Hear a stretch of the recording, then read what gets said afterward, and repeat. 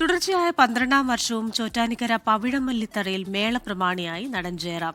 നവരാത്രി ആഘോഷങ്ങളുടെ ഭാഗമായാണ് ചോറ്റാനിക്കര ദേവീക്ഷേത്രത്തിൽ പഞ്ചാരിമേളത്തോടുകൂടി എഴുന്നള്ളിപ്പ് നടന്നത്.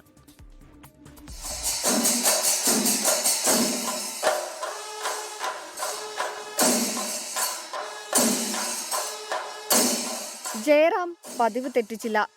ഇത്തവണ പവിഴമല്ലിത്തറയിലെത്തിയത് 111 മേളക്കാർക്ക് പ്രമാണിയായി.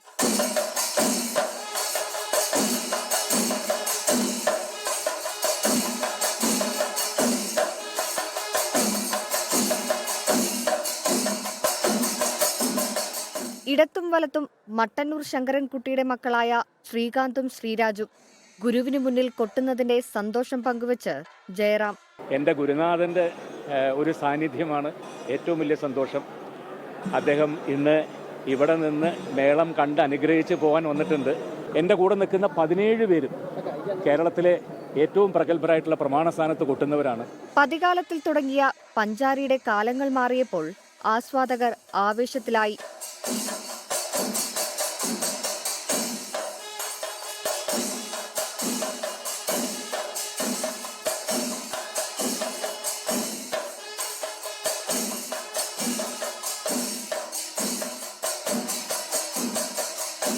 ദുർഗാഷ്ടമി ദിനത്തിൽ ദർശനത്തിനായി ആയിരങ്ങളാണ് ചോറ്റാനിക്കര ദേവീക്ഷേത്രത്തിലെത്തിയത്.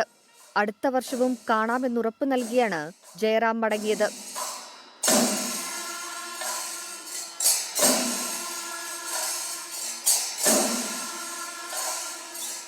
24 കൊച്ചി. ലോകത്തെവിടെയായാലും ഏത് സമയത്തും 24 വാർത്തകളും ഓഗ്മെന്റഡ് റിയാലിറ്റി പാക്കേജുകളും എക്സ്പ്ലെയിനറുകളും വിശദമായി കാണാൻ ഞങ്ങളുടെ യൂട്യൂബ് ചാനൽ നിങ്ങൾക്ക് സബ്സ്ക്രൈബ് ചെയ്യാം.